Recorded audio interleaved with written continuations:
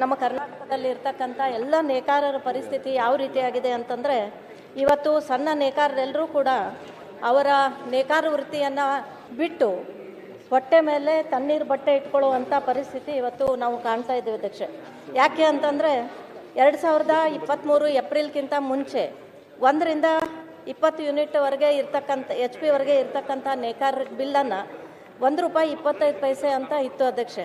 ಆದರೆ ಅದನ್ನು ಏಪ್ರಿಲ್ 23ರಿಂದ ಮೇ 23ರವರೆಗೆ ಇಲ್ಲಿ ಉತ್ತರದಲ್ಲೂ ಕೂಡ ಕೊಟ್ಟಿದ್ದಾರೆ ಅಧ್ಯಕ್ಷೆ. 20/10/23ರಲ್ಲಿ ಕೆಳಗಂಡಂತೆ ಆದೇಶ ಹೊರಡಿಸಲಾಗಿದೆ ಅಂಥೇಳಿ ಕೊಟ್ಟಿದ್ದಾರೆ.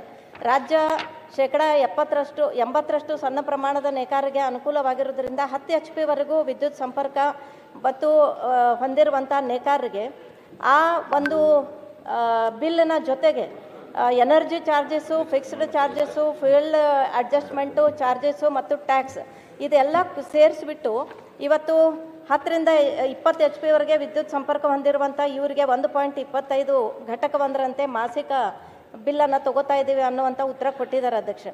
ಆದರೆ ಇವತ್ತು ರಿಯಲ್ ನಾವು ಅಲ್ಲಿ ನೋಡಿದಾಗ ಅಲ್ಲಿ ಇರ್ತಕ್ಕಂಥ 1.25 ಬದಲಾಗಿ 23 ಮೇದಿಂದ ಅದು ₹11 ಥರ ಈಗಾಗಲೇ ಶುಲ್ಕ ಅವರು ತಗೊಳ್ಳೋ ಅಂಥದ್ದನ್ನು ಮಾಡ್ತಾ ಇದ್ದಾರೆ ಅಧ್ಯಕ್ಷೆ.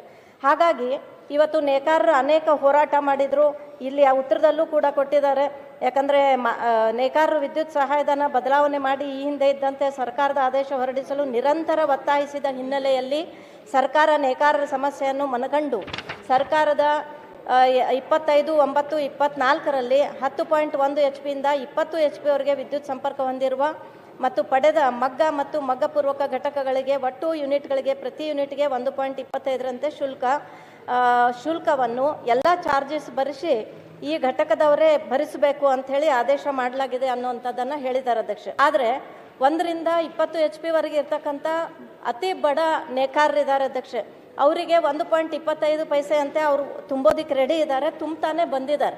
ಆದರೂ ಕೂಡ ಇದರಲ್ಲಿ ಎಲ್ಲ ಟ್ಯಾಕ್ಸ್ ಮತ್ತು ದಂಡ ಹಾಕಿ ಈಗಾಗಲೇ ಇಡೀ ಕರ್ನಾಟಕ ನೋಡಿದರೆ 20 ಕೋಟಿ ಮತ್ತು ನನ್ನ ಕ್ಷೇತ್ರದಲ್ಲಿ ನೋಡಿದರೆ 10 ಕೋಟಿ ಈ ರೀತಿ ಒಂದು ಭಾರ ನೇಕಾರ ಮೇಲೆ ಆಗ್ತಾ ಇದೆ ಅಧ್ಯಕ್ಷೆ. ಮತ್ತು ಅದಕ್ಕೆ ನಾನು ಸಚಿವರಲ್ಲಿ ವಿನಂತಿ ಮಾಡ್ಕೋತಾ ಇದ್ದೇನೆ, ಇವರೆಲ್ಲರೂ ಬಡತನದ ನೇಕಾರರಿದ್ದಾರೆ ಮತ್ತು ಇದು ಬಿಲ್ ಕಟ್ಟಿಲ್ಲ ಅಂಥೇಳಿ ಹೆಸ್ಕಾಮ್ನವ್ರು ಬಂದು ಅವರು ಎಲೆಕ್ಟ್ರಿಸಿಟಿ ಕಟ್ ಮಾಡಿದ್ದಾರೆ ಅಧ್ಯಕ್ಷೆ. ಹಾಗಾಗಿ ನಾವು ಕೂಡ ಎಲ್ಲರಲ್ಲೂ ಅಧಿಕಾರಿಗಳಲ್ಲಿ ಮನವಿ ಮಾಡ್ಕೊಂಡಿದ್ದೀವಿ. ನೇಕಾರರಂತೂ ಗೋಳು ನೋಡೋಕ್ಕಾಗ್ತಾ ಇಲ್ಲ ಅಧ್ಯಕ್ಷೆ. ಹಾಗಾಗಿ ನಾನು ದಯವಿಟ್ಟು ಸಚಿವರಲ್ಲಿ ವಿನಂತಿ ಮಾಡ್ಕೋತಾ ಇದ್ದೀನಿ, ಈ ಒಂದು ಇಡೀ ಕರ್ನಾಟಕದ 20 ಕೋಟಿ ಇದು ನಿಮ್ಮ ಸರ್ಕಾರಕ್ಕೆ ಏನು ಭಾಳ ದೊಡ್ಡ ಅಮೌಂಟ್ ಅಲ್ಲ, ಅದನ್ನು ಮನ್ನಾ ಮಾಡಿ ಆ ಬಡ ನೇಕಾರರಿಗೆ ಒಂದು ಜೀವದಾನ ಕೊಡಬೇಕು ಅನ್ನುವಂಥ ಒಂದು ವಿನಂತಿಯನ್ನು ಮಾಡ್ತೇನೆ ಅಧ್ಯಕ್ಷೆ. ಹಾಗಾಗಿ ಸಚಿವರು ಇದಕ್ಕೆ ಸ್ಪಂದಿಸ್ತಾರೆ ಅಂತಕ್ಕಂಥ ಒಂದು ವಿಶ್ವಾಸವನ್ನು ವ್ಯಕ್ತಪಡಿಸಿ ಅವರನ್ನು ಸ್ಪಂದಿಸಬೇಕು ಅಂತ ತಮ್ಮ ಮೂಲಕ ಕೇಳ್ಕೊತಾ ಇದ್ದೇನೆ ಅಧ್ಯಕ್ಷೆ.